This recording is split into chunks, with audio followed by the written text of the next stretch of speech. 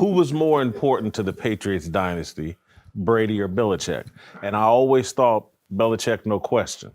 I'm now sitting here going, that culture that was so important to them, it can't happen without Tom Brady. If your best player doesn't let you set the tone for that culture they had, it can't exist. And I think that's what Belichick has run into. Still considered the greatest coach of all time, but assisted by the greatest tone setter of all time. And it kind of hammers the point of, again, like, damn, the players actually do win the games. And they do. and I've kind of questioned that and thought it was the coach, but Brady or Belichick, Warren, you got, I'll let you go and then hopefully you'll quiet down. Go to the quarterback. Let's go to the quarterback. Sure. You know, I think the combination. Don't both sides, Brett. I never played for Belichick, but I played for Eric Mangini 1 year. Eric Mangini was good friend of mine. I love Eric. Yeah. Eric was very bright. Came from the Belichick tree, and it was funny because I played 16 years with the Packers. I was on the Falcons my first year. So in year 17, I go to the Jets.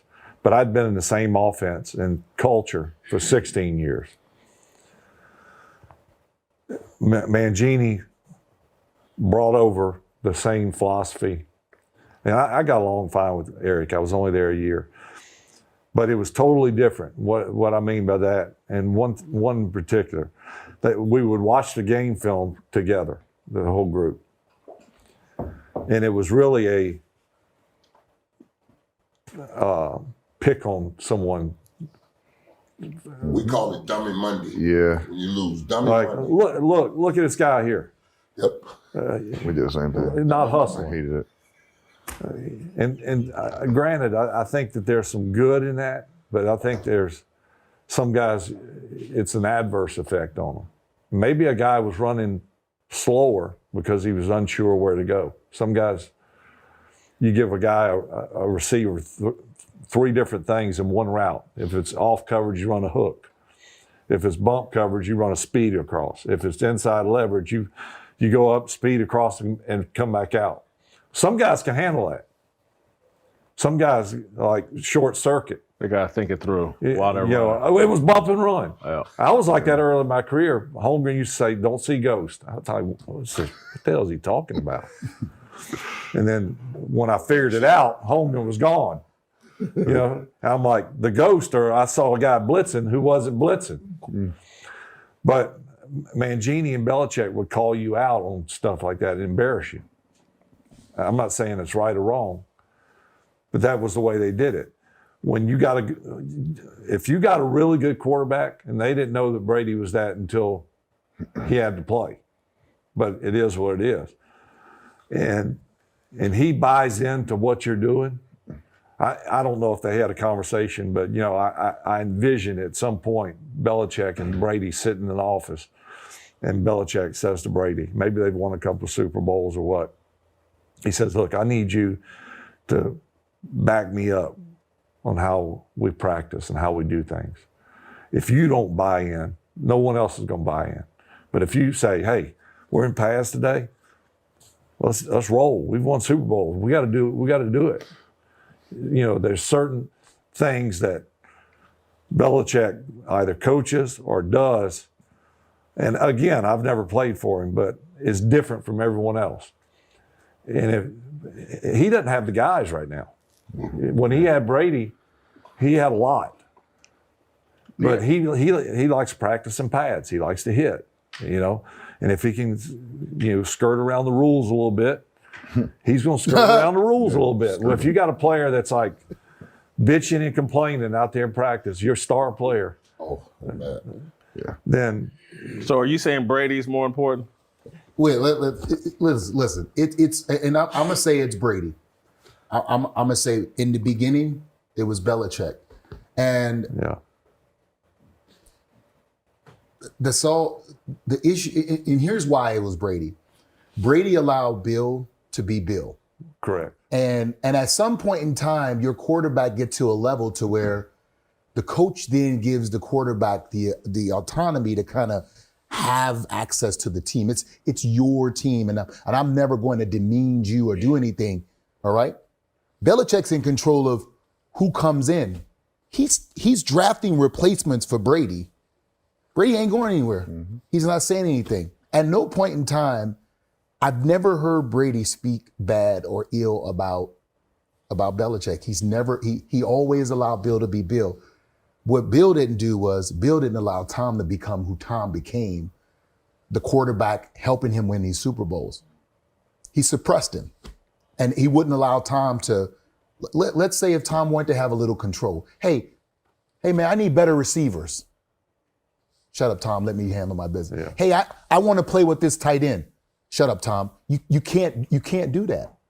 You cannot do that. And here's, Tom goes to Tampa and take a team who James Winston couldn't even win a division and won a Super Bowl with. And we're watching, because now this is this game has always been a quarterback-driven league, but now it really is. Yes, sir.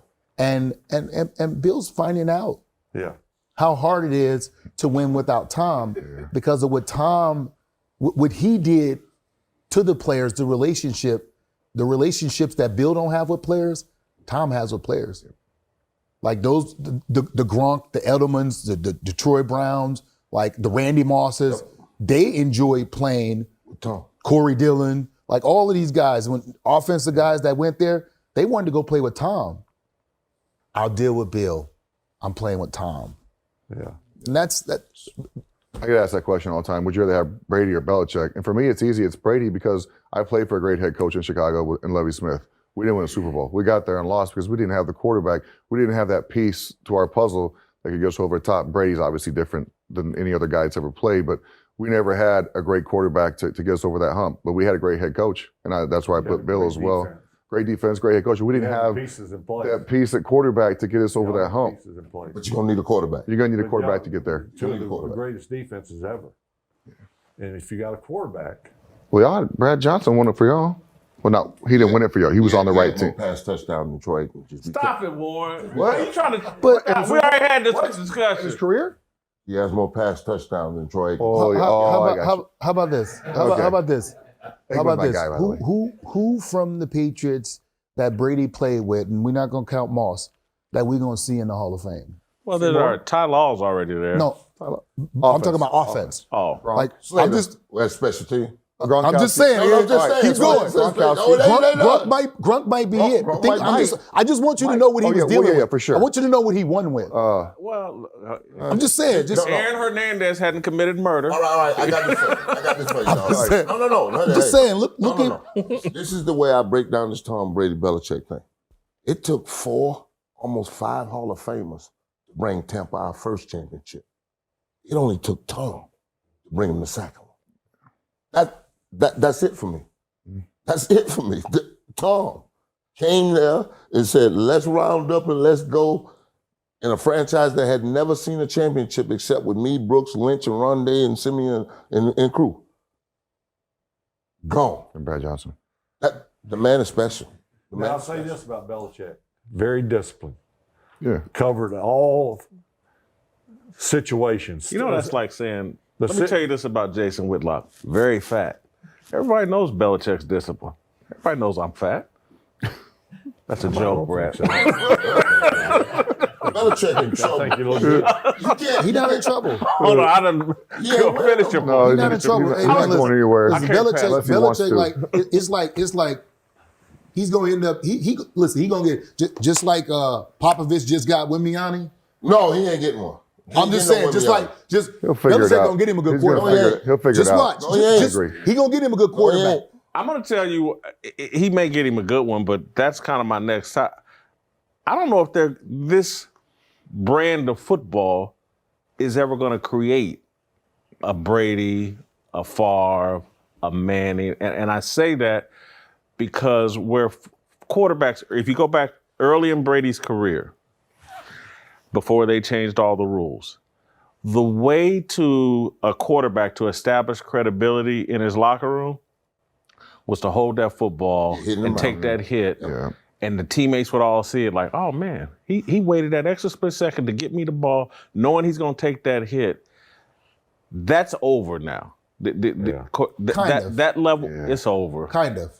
The man got pushed last week. Who was it? Jalen Hurts got pushed and they threw a flag. No. Pushed him in the I'm back. not talking about on that. I'm talking about the quarterback willingness to do it. Staying in there. If you watch Mahomes, Hurts, they'll scramble around, but they're gonna hold it a little bit. They're gonna buy the time. Kirk Cousins. I'm just saying. Kirk Cousins will stand in there and take a hit. They'll buy the time. Now May the not be a big game, hit, but take the one. game, you don't have to do that Got anymore. you, but I think I'm older It's than tougher to everybody. earn. I'm over than Yeah. everybody. I'm older than everybody.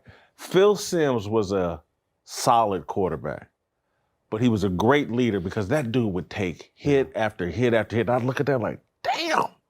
And then I met him when he was like 50, and it's like, this dude's all yoked up and blah, blah. He's a tough, and that's what Favre was, never missed a game, all them injuries. And that's what I loved about Brady early in his career. I was like, damn, this dude is a superstar, but he takes these hits. And that was what, to me, separated him from Peyton Manning. And Peyton Manning's great, but Peyton Manning would drop to the ground before taking them hits.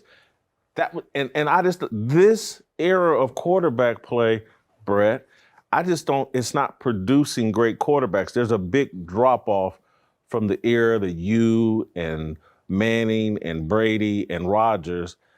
I don't know. Well, I think there's probably tough guys, but I don't know if you're going to know it. You ain't got to prove it. And I'll say this: it's not their fault necessarily. Right. Good point. That's where the game is. It's the nature of the game. Mm-hmm.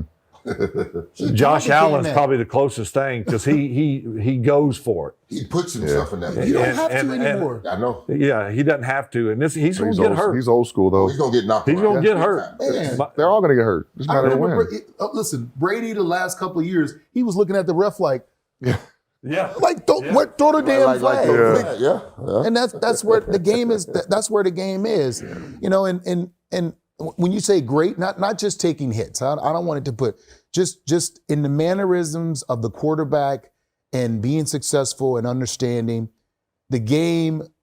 This is where this game is going because they're not asking quarterbacks to be great like that. Plays are getting called from the sideline. The quarterback don't have to do as much. It's different. In college, like, I remember, like, it was about, mid, 2011, 12, guys started coming in the game that had never been in a huddle. Yep.